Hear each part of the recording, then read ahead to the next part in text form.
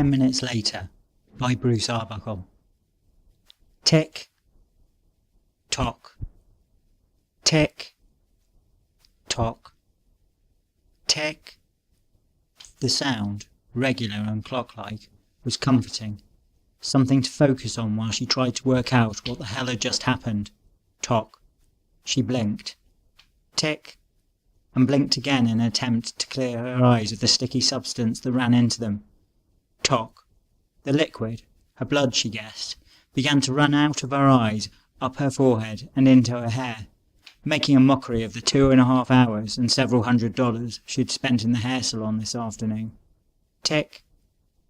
Her vision began to clear, along with some confusion. She was upside down. Tock.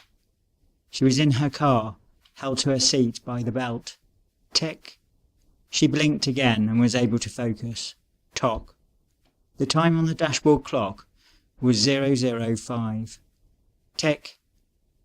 10 minutes had elapsed since they'd said their goodbyes. Tock.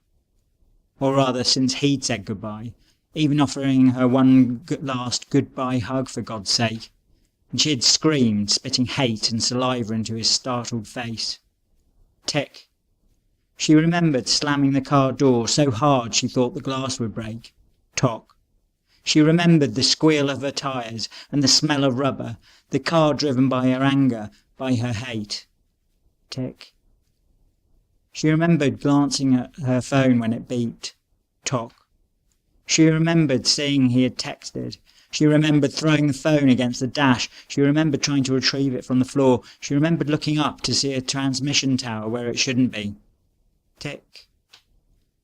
She realised she didn't feel hate anymore. Nor anger, nor pain neither. Tock.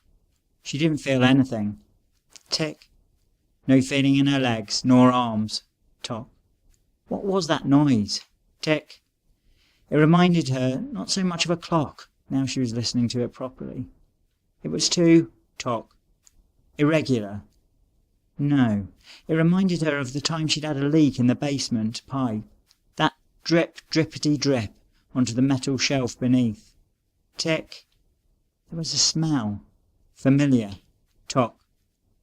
Gasoline, she thought. And what was that other noise? Tick. Cracking sound, like a whip. Tock. No, it was more electrical. Tick. She had just enough time before the explosion to wish she had taken the hug when it was offered to her at 5 minutes to midnight. 10 minutes later was written and read by Bruce Arbuckle.